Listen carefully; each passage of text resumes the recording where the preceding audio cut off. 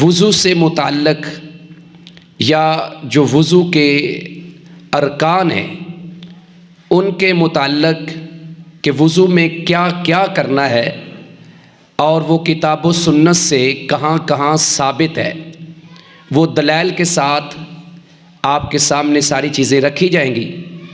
جیسے ہاتھ دھونے ہیں تو کس حدیث سے ثابت ہے، کلی کرنی ہے تو کس حدیث سے ثابت ہے، یا قرآن کی آیت سے ثابت ہے۔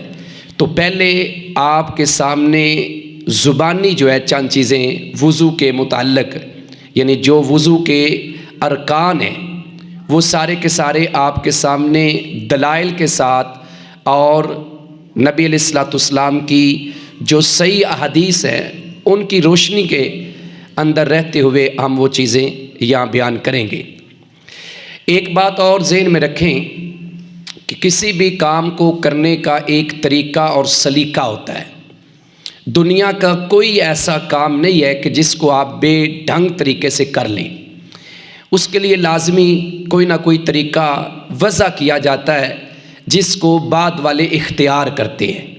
ایسا نہیں ہوتا کہ اس طریقے کے مخالف جا کر وہ کام کر سکیں یا اس میں وہ فائدہ لے سکیں۔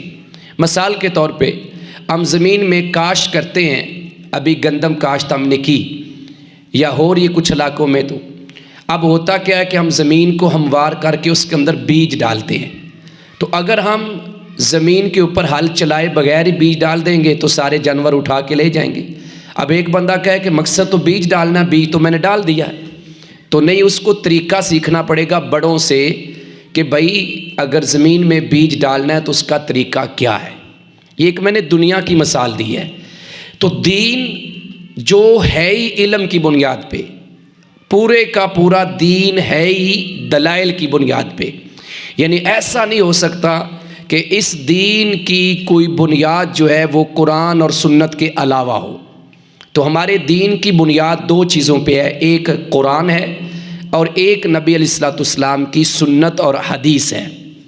لہٰذا جس طرح قرآن میں جن جن چیزوں کے کرنے کا حکم ہے وہ ہم مانتے ہیں اور اس پہ عمل کرتے ہیں، اسی طرح جن چیزوں کے بارے میں ہمارے پیارے آقا علیہ الصلوۃ والسلام نے ہمیں حکم دیا ہے ہم اس حکم کو بھی مانتے ہیں۔ اگر نہیں مانیں گے تو اس کا مطلب یہ ہے کہ ہم اطیع اللہ و اطیع الرسول کے اوپر عمل نہیں کر رہے۔ لہٰذا جس طرح اللہ کی بات ماننا ہمارے اوپر فرض اور لازم ہے، اسی طرح رسول اللہ صلی اللہ علیہ وآلہ وسلم کی بات ماننا ہمارے اوپر فرض ہے۔ وضو کا جو مسئلہ ہے کہ قرآن میں 4 چیزوں کے بارے میں ذکر آیا۔ سورہ المائدہ کی آیت نمبر 6 میں وہ پڑھ کے بتاتا بھی ہوں، اور اکثر لوگ اسی کے اوپر رہتے ہیں کہ بس وضو کے 4 فرائض ہیں اور اگر یہ 4 فرائض پورے ہو جائیں تو وضو ہو جاتا ہے۔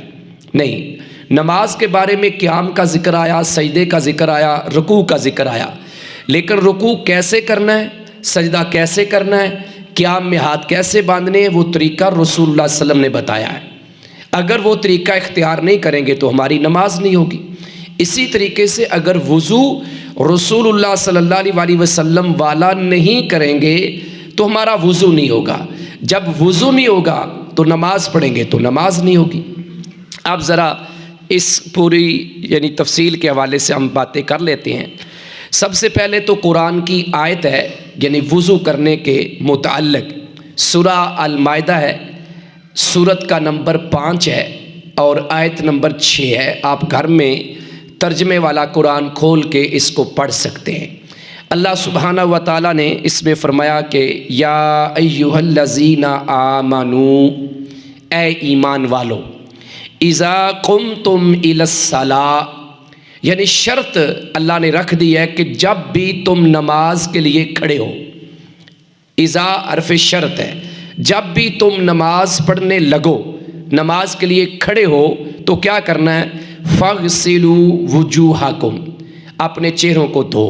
یہ ایک فرض قرآن سے ثابت ہو گیا، چہروں کو دھونا۔